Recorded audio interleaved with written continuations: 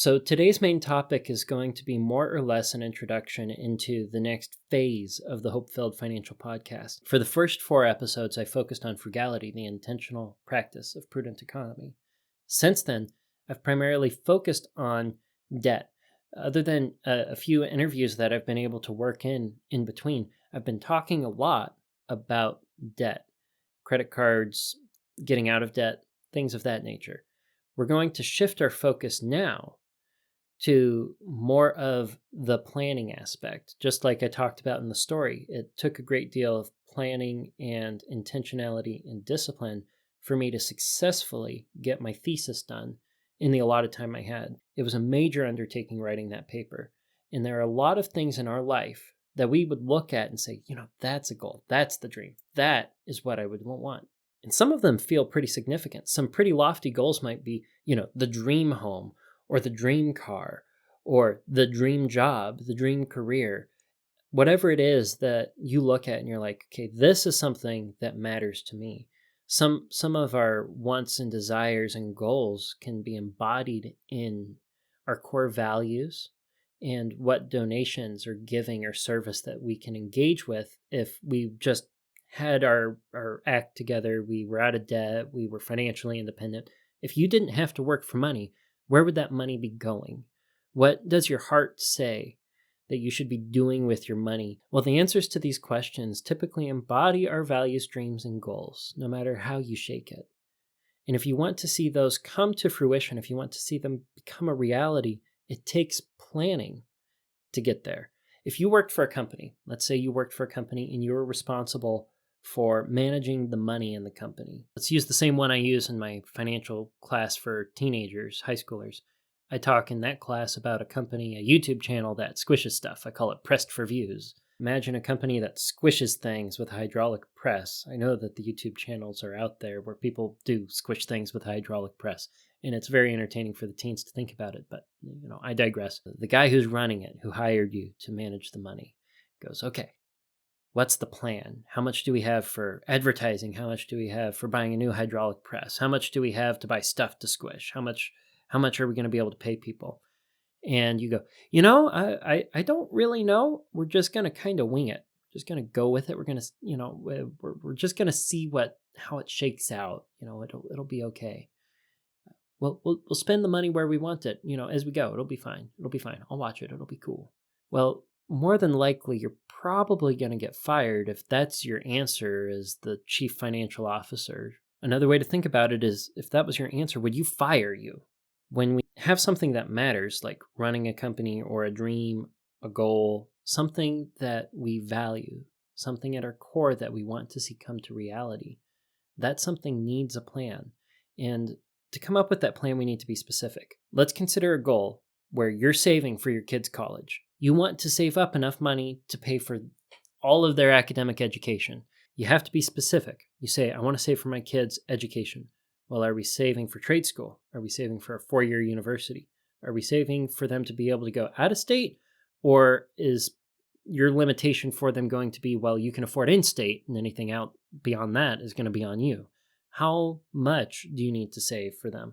You need to kind of think about what you would like to give them in that capacity. And you could come up with a dollar figure based on that, looking at some of the universities around you or the trade schools, whatever it is that you are going to want to be able to support for your child. You also have to be concerned about when they need the money for their education, if that's your goal. You need to ask yourself, okay, they're this old now. By when would they be going to trade school or the university? When would they be engaging with their academics that are going to be costing the money that you would like to provide to them for that? And if you can say, okay, how much do they need at the end? When they want it? Okay, you've been specific about what you're saving for and how much, when they need it. Well, you can then break that down into how much do I need to be saving for my kid every month in order to pay for it. And you can look at that number and go, ooh, that's a lot, or that's really not that bad.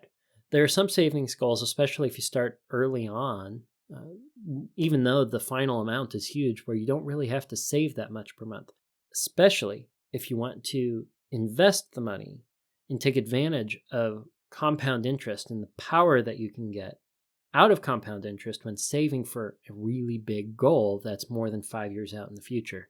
Almost every goal that we could have, be it saving for a kid's college, the car, the dream home, a wedding, no matter what the goal is, more often than not, money is going to be a component for it. I used a very specific financial goal there, but let's say your goal is to lose weight. Well, if you want to lose weight, part of losing weight is going to involve dieting and exercise. Are you going to be leaning on free ways to exercise, like going on a walk, going on a run? If you have a bicycle, you don't need to pay to ride your bicycle. Or are you going to be looking at getting a personal trainer and getting a paid gym membership, something where you have access to equipment that you don't otherwise have? Because if that's the way that you're going to motivate yourself is through paid means, well, you need to make sure that you have the money to accomplish that goal. In the dieting part, you're going to need to know if you're buying more expensive, healthier food for yourself, how much more you need to be spending on it, and if you need to cut back from somewhere like eating out in order to afford the healthier, greener food from the grocery store, like what's that going to entail? Are you going to be able to manage that every month?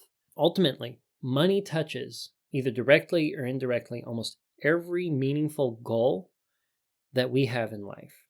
It only makes sense to me that in order to make anything that matters to us come to fruition, come to reality, well, we need a plan for our money.